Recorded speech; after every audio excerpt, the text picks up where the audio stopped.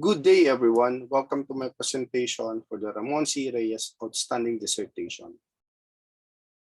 My dissertation entitled Translating the Idiom of Oppression, a genealogical deconstruction of Philippinization in the 19th century construction of the modern Philippine nation, was initially an attempt to make sense of Jacques Derrida's deconstruction by applying it to the concrete analysis of social and political issues. In particular, it was intended to highlight the particular form of deconstruction applied to the clarification of the fundamental scandal born out of the tension between the universalistic pretensions of philosophy with regard to the achievement of truth and the particularity of the language in which it is carried out. Keeping this tension into mind, my study utilizes Derrida's deconstructive practice to undertake a genealogical critique of the Ilustrado construction of Filipino identity, which I term as Philippinization, and its relation to the 19th century construction of the modern Philippine nation. It seeks to answer the main question: are there forms of epistemic violence translated by the differential construction of Filipino identity? By performing the construction taken as double reading in the textual analysis of three seminal texts in the history of Philippinization, namely the Manifiesto of Padre Jose Burgos, the writings of the Filipino Ilustrados in La Solidaridad, and the third, Jose Rizal's annotations on Dr. Antonio de Morga's Sucesos de las Islas Filipinas. By epistemic violence, we mean the violence underlying that silent programming function that effectively maps out spaces for exploitation by transforming the structures of consciousness in terms of an inside-outside distinction. So, working upon Father John Schumacher's nationalist developmental thesis, its purpose is to demonstrate that the differential construction of Filipino identity constitutes the effective translation of the colonial epistemic violence of Eurocentric racism and its consequent horror of absolutism into the homohegemony of Filipino nationalisms. And based on this flow, this work interlaces two layers of reading, whereby traditional nationalist discourse as the basis of nationalist historiography is shown to be engaged in the problem of discursive complicity with colonial thinking. Our first moment of reading commences through an initial look into the genealogy of the term Filipino, as used in traditional historical discourse. Here we discover that the term owes its etymology to the term Filipinas as a Spanish name for this archipelago, which in turn is named after Felipe, then Prince of Spain, who would later become king. The original primary referent of the term Filipino were the Spaniards born in the Philippine colony called Criollos or Insulares. From a historical standpoint, the term Filipino functioned as a social and political marker within Spanish colonial hierarchy to delineate a lower position than that of the Peninsulares or Spaniards born in Spain, but higher than mestizos, Spanish or Chinese, the native Indios and the Chinese, and those internal others who did not acknowledge Spanish colonial sovereignty. From this etymological identification, the study proceeded to identify those factors that determine the expansion of its semantic scope in the attempts by Padre Jose Burgos to fight for the rights of the secular clergy to administer the Philippine parishes against the regulars in his 1864 manifesto. Here, we see the transformation of the signifier Filipino from being a socio-economic, cultural, and political marker into a label that has a more inclusive scope, that of a religious community of Catholic clergy that already includes mestizos and native Indio priests in its social, cultural, and political imagination. In this semantic expansion, the idea of a Filipino identity becomes clearer and more definite. It now referred to anyone who has a first, sentimental love for Filipinas as Patria Chica and for Spain as Madre Patria or Patria Grande, on account of one's birth as a native or natural, regardless of mutative racial stock or phenotypical characteristics. Second, love for the Catholic Church and religion.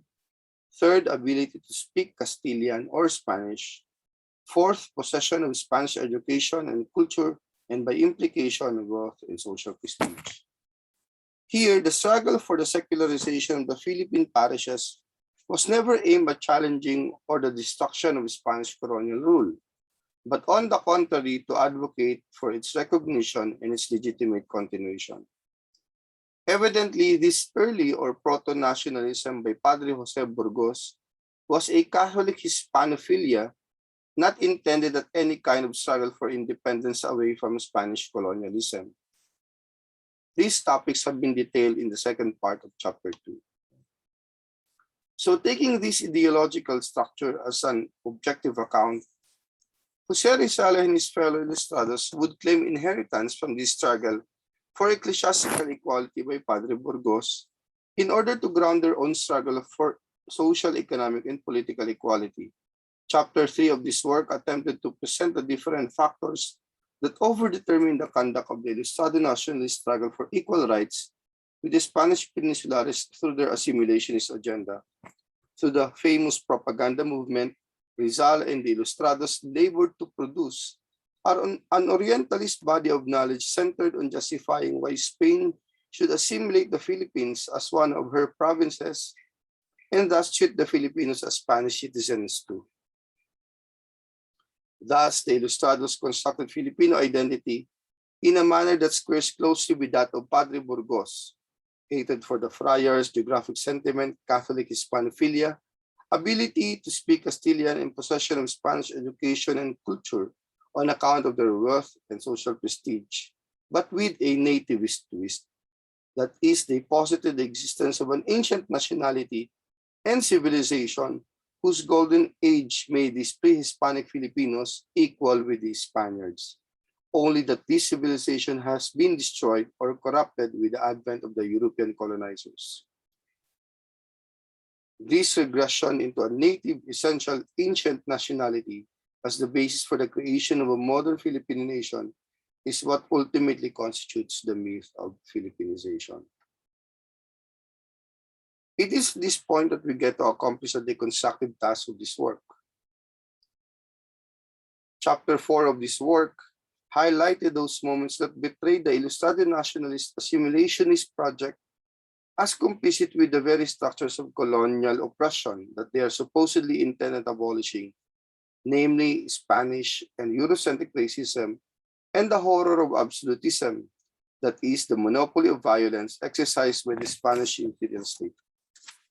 At this second moment of reading, we realize that the Ilustrado insistence on the specificity of Filipino identity led to the notion of a modern Philippine nation that essentially discriminated against those independent and non-Christian tribes, for example, Moros and other mountain tribes, within the conception of an amorphous geographic Filipinas.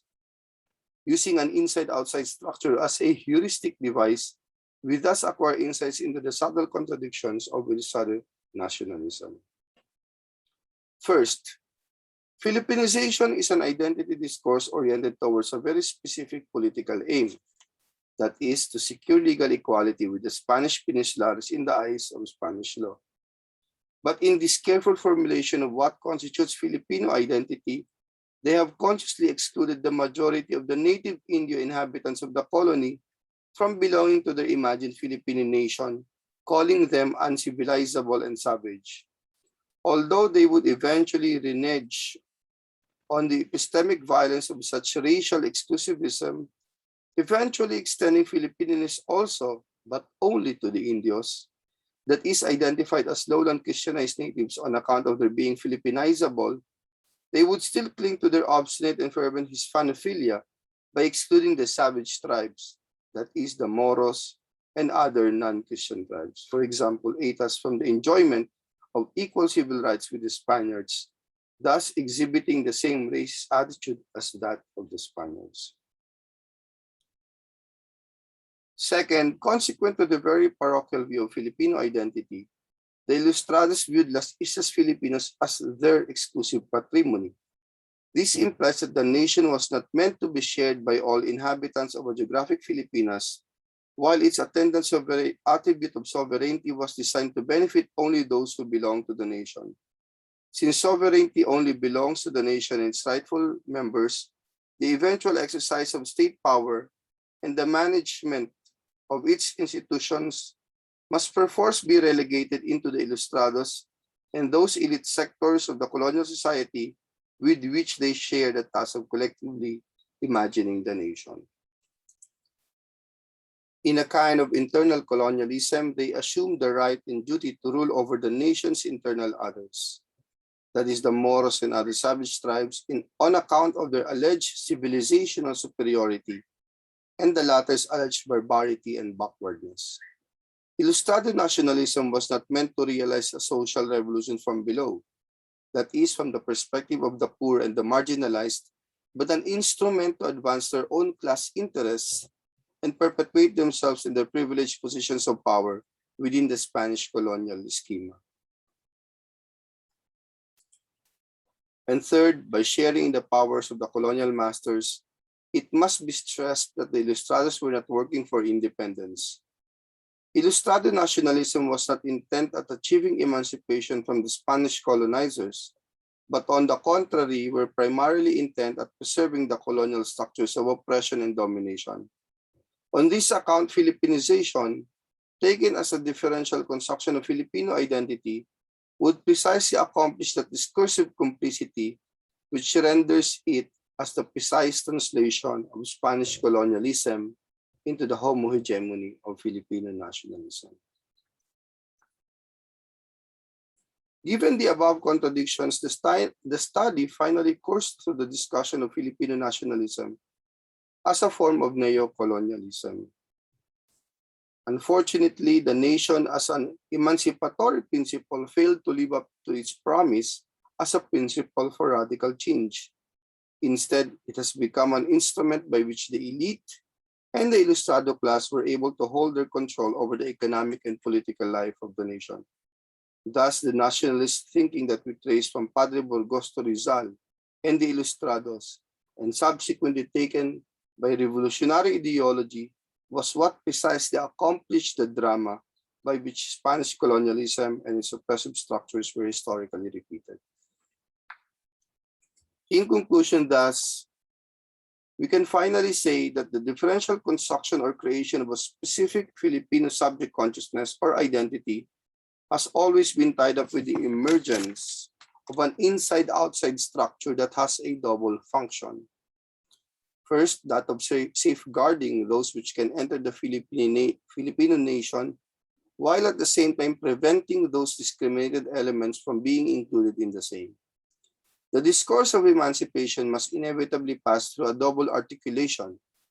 To combat Spanish racism, they need to utilize the same strategies of racial exclusion against those located at the underside of colonial Philippine society.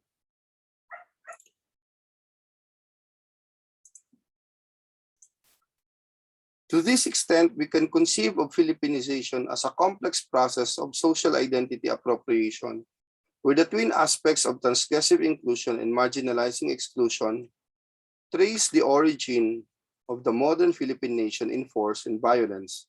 The genealogical examination of the term Filipino reveals that the possibility of speaking of a we, that is, of a collective Filipino class, can only be an arbitrary act of representation born out of particular interests. There is no we, or there was never a we, that resulted as a natural, spontaneous, or organic conflation between the desires and interests of the Ilustrado class with those of the poor workers and peasant majority, much less with those considered as the nation's internal others. Further, the concept of Filipino identity utilized within the nationalist discourses of Burgos and the Ilustrados has always carried within it an inner dissonance marked by the incessant desire to differentiate itself from its excluded others and to identify itself with its appropriated colonial other. This way, we see how Ilustrado nationalism, and by implication, those Philippine nationalist discourses based on it, become mere inscriptions and therefore inversions of the Western colonialism they wish to combat. Finally, we can say that the nationalist discourse that we see in Burgos, Rizal, and the Ilustrados suffer from a structural blind spot. This blind spot consists in the inability of these discourses to be critical of their own project, in the refusal to admit the cognitive failure and epistemic violence latent within the Philippinization process.